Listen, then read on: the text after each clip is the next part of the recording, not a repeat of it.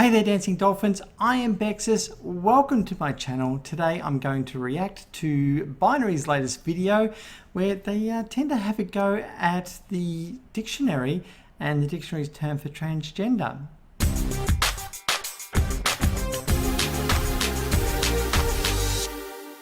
So I was going to post about something else, but last night I came across this video from the wonderful Kirralie Smith, who I also like to call Karen.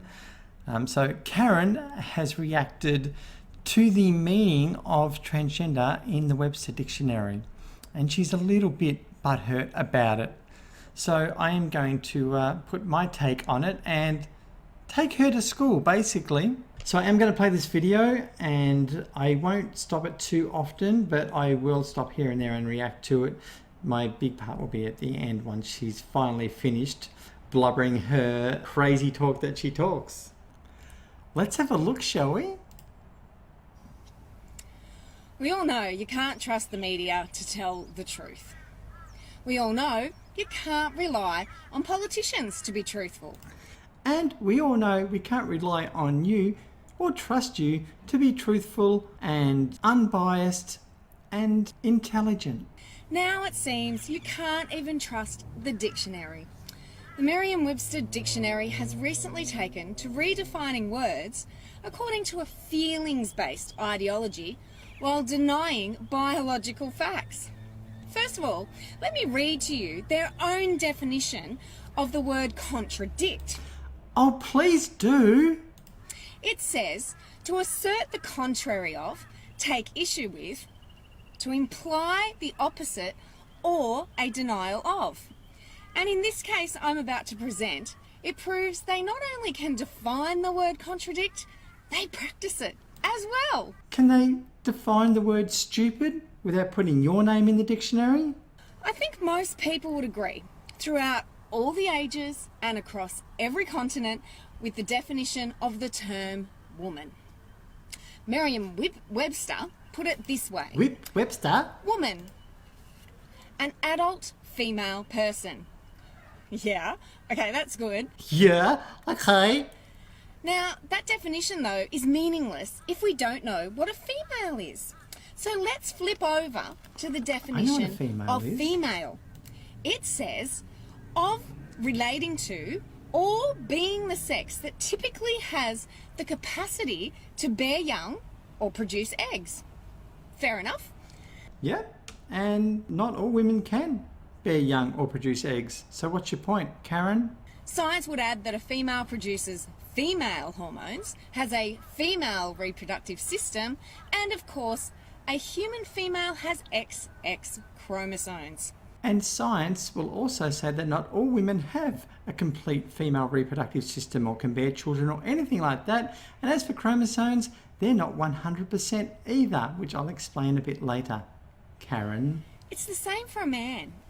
The dictionary says he is a male person. So, what is a male?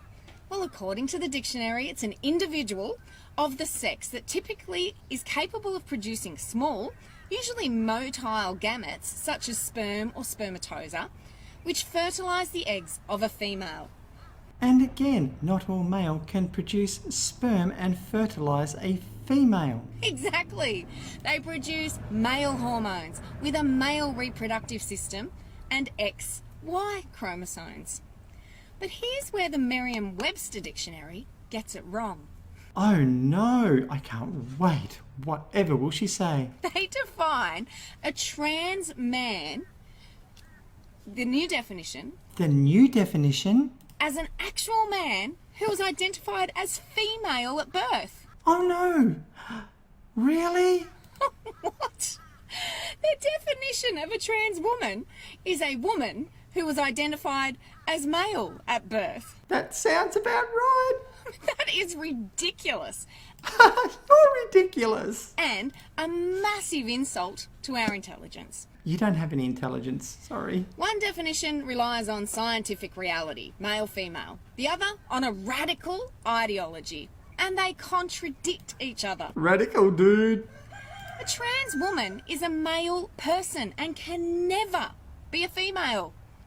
Yeah, I'm a female. I'm a trans female. We'll get into that. They were identified as male at birth because they are male.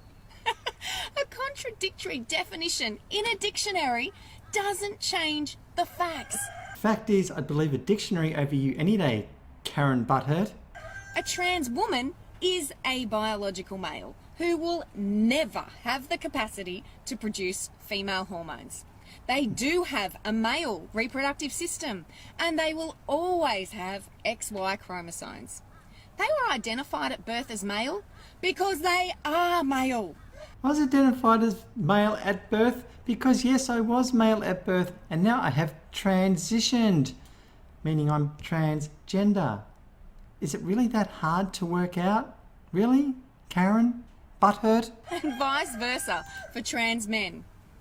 Instead of sticking to facts and reason, the Merriam-Webster dictionary has waded into ideological waters that don't, in fact, hold any water. It's a big play on words that makes absolutely no sense.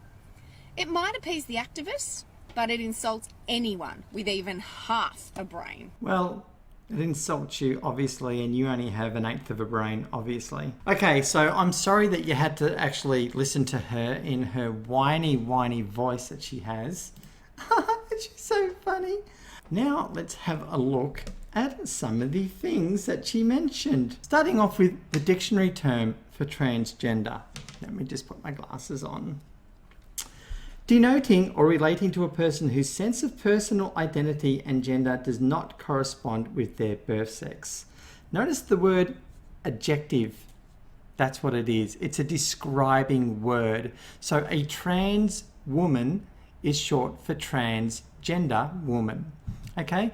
It's a describing word. It's the same as saying a white woman or a short woman or an unfertile woman either. Doesn't matter. It's a descriptive word of a woman. You are not going to say that a short woman is not a woman. Just as we're not going to say that a trans woman is not a woman. It's describing them. I am now a woman, whether you like it or not. Karen Butthurt, I am a woman, but the long term is I am a transgender woman, whereas you are a cis woman or an idiotic woman as well. You could throw that in there too. Now, as far as your big argument on chromosomes go, from the World Health Organization website, let me just read you part of this, which totally debunks your thing about chromosomes. So humans are born with 46 chromosomes in 23 pairs. The X and Y chromosomes determine a person's sex. Now, most women, notice it says most and not all, most women are 46XX and most men are 46XY.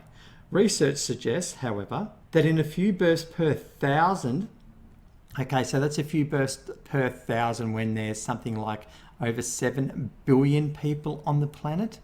That's a lot of people that aren't exactly XX or XY.